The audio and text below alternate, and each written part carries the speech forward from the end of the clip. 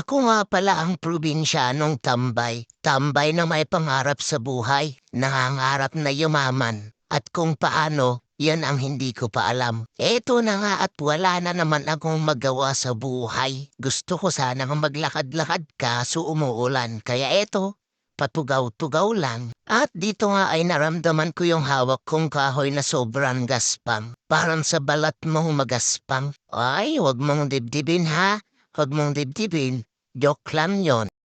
At dahil nga wala akong magawa sa buhay kaya naman napag-isip-isip ko na plantsahin itong hawak ko na kahoy. Ewan ko kung plantsa ang tawag dito, nakalimutan ko na. Basta parang plantsa ito, ipatong mo lang sa kahoy tapos ayun, igusugusugos mo, ayun, kikinis na siya. At kung may damit ka na gusot-gusot, ipunta mo lang sa akin at plaplantsahin ko. At sigurado ako pag tinansya ko, matatanggal lahat ng gusot-gusot ng damit mo. Tapos kikinis pa. San ka pa? So bale project nga pala ni Insan yan. Pero dahil wala nga akong magawa sa buhay kaya ayun, nakikialaman ko lang. Pakialamero ako minsan kasi. So bale ang plano ko nga pala dito ay ipipinis ko yung isa. Pakikinisin ko hanggang sa matapos para makita nyo kung ano ang itsura. Wala lang. Gusto ko lang ipakita. At eto nga pala ang itsura niya pagkatapos maplantsa. Pero hindi pa yan tapos kasi lehain pa yan para kuminis. Hindi ko alam kung ano ang tawag dito. Basta ang alam ko gamit ito para sa kusina. Ito nga pala yung pinagdidikdik ng luya, ng bawang. Basta ito yung pinagdidikdik. Wala ka pa bang pangdikdik sa iyong kusina? Tamang-tama.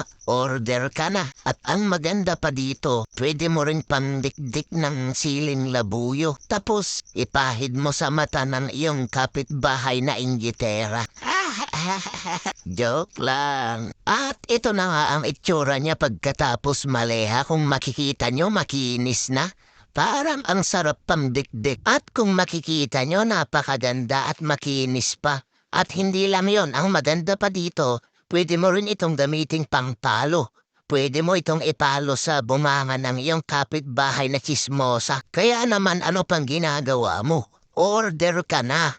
Pero wag mong ipapalo sa kapitbahay mong chismosa ha? Joke lang yon, joke lang. Bad yun, bad. And by the way, kung kayo ay naghahanap ng kambing na pwedeng alagaan, or pwedeng katayin, or pwedeng pangregalo, tamang-tama, madami pa tayong pagpipilian dito. Kaya ano pang hinihintay nyo?